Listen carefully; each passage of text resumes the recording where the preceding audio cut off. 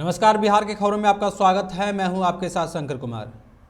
खगड़िया के एमजी मार्ग के पास बंधन बैंक की शाखा से बदमाशों ने हथियार के बल पर 40 लाख रुपए की लूट की है। बताया जा रहा है कि वारदात में बैंक के गार्ड की बंदूक भी तोड़ दी गई है। घटना की सूचना के बाद पुलिस मौके पर पहुंची और जांच में जुट गई है।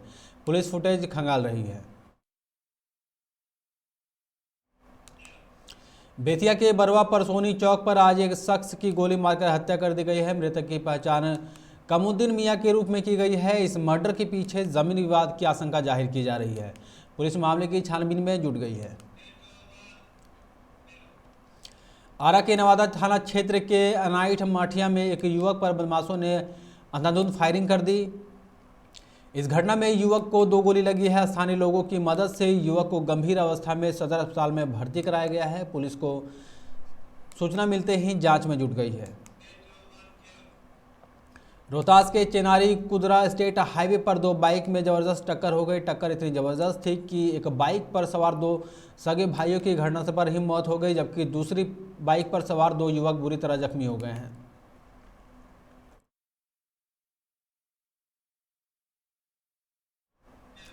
औरंगाबाद में शराब के साथ उत्पाद विभाग के बड़े बाबू समेत 4 कर्मचारियों को गिरफ्तार कर लिया गया है। पुलिस ने उत्पाद विभाग के कर्मचारियों के निजी आवास में से चारों को रंगे हाथ पकड़ा है। चारों से नगर थाने में पूछताछ की जा रही है।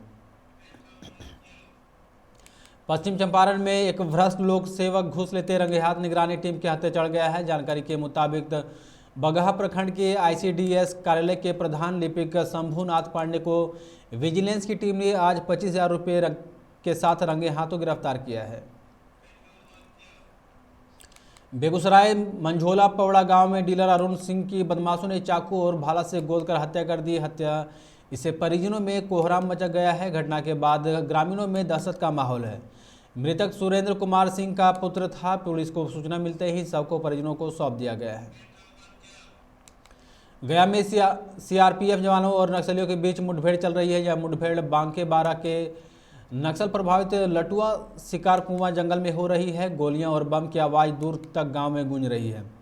मुठभेड़ के दौरान नक्सलियों ने आईईडी विस्फोट किया है। वहीं सीआईएसएफ के जवानों ने भी मोर्चा संभाला है।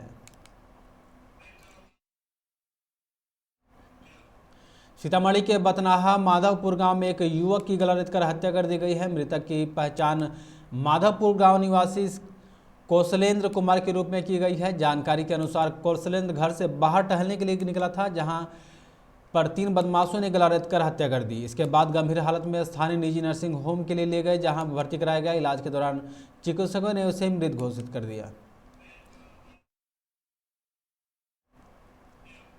बिहार के स्वास्थ्य विभाग राज्य के सरकारी और गैर सरकारी पैथोलॉजी लैब को एक प्लेटफॉर्म से जोड़ने की तैयारी कर रही है। मकसद है कि सभी पैथोलैब की रिपोर्ट एक जगह रहे, ताकि मरीजों को भी सहूलियत हो और विभाग को जानकारी रहे कि प्रदेश में किस प्रकार की बीमारी लोगों को सबसे ज़्यादा प्रभावित कर रहा है।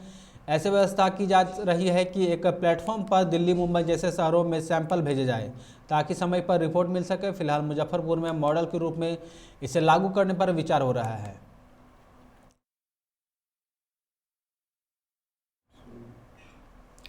नेता प्रतिपक्ष तेजस्वी यादव ने शराबबंदी कानून में संशोधन और नए प्राविधान पर सरकार पर हमला बोलते हुए कहा कि ये सब सिर्फ दिखावा है।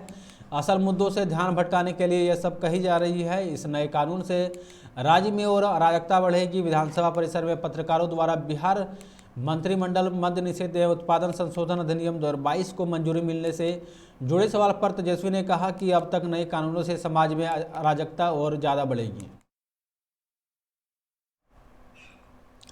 भागलपुर के हजारों निवेशकों का रुपया सहारा इंडिया के पास फंसा पड़ा है। भागलपुर ही नहीं बल्कि बिहार व भारत के लाखों उपभोक्ता रुपए की वापसी के लिए लगातार प्रयास कर रहे हैं।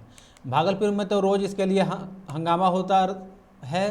सहारा इंडिया के कार्यालय में प्रतिदिन दर्जनों उपभोक्ता रुपए मांगते हैं, लेकिन वहां के अधिकारी, कर्मचारी व एजेंट कुछ ना कुछ बहाना बनाकर रुपये देने से और जिसको रुपये वापस करते हैं उससे दूसरी पॉलिसी की मांग करते हैं। खबरों में फिलहाल इतना ही। आप देखते रहें 99 न्यूज़। नमस्कार।